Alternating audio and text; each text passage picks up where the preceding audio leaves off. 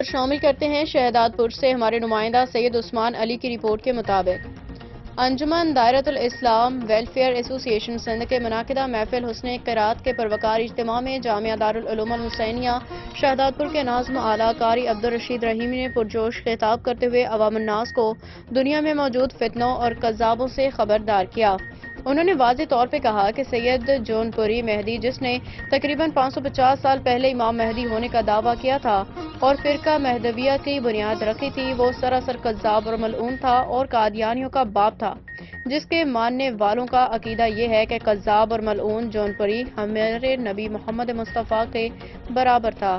اپنے خطاب کے دوران قاری عبدالرشید رحیمی صاحب نے مزید انکشاف کیا کہ شہداد پور میں اس فرقہ کے چند گھروں کی مٹھی بھر افراد آج سید جون پوری کے فرقہ کو سیاسی پشت پناہی میں پھیلانے اور بچانے کی کوشش کر رہے ہیں۔ میں انہیں متنبہ کرتا ہوں کہ وہ باز آ جائیں، ہم اپنے آقا دو جہاں محمد مصطفیٰ کی ناموس پہ آنچ آنے نہیں دیں گے۔ محفل حسن قرات میں جامعہ دارالعلوم الحسینیہ کے علماء کرام، امیر جمعیت علماء اسلام ضلع سانگڑ کے امیر علامہ شعیب عباسی، امیر جمعیت علماء اسلام ضلع وسطی کراچی کے امیر Maulana Abdul Rasheed Nomani, advocate Sindh high court Syed Mohsin Syed Abdul Baqi, سابقہ M P A Rana Abdul Sattar, P P رہنما چاچا عبدالرحمان تاہیم، سابقہ ایم پی اے محمد بخش خاص خیلی، سابقہ اعظم غلام قادر کیریو، بیرونی ملک تنزانیہ سے مشہور قاری ایدی شعبان اور قاری احمد حجاب،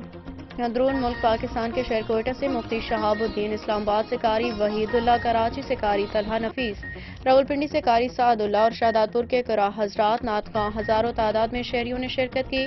اس محفل حسن قرات کی زیر سرپرستی شیخ الحدیث حضرت مولانا محمد سلیم زیر صدارت حاضری قاری عبدالرشید رحیمی،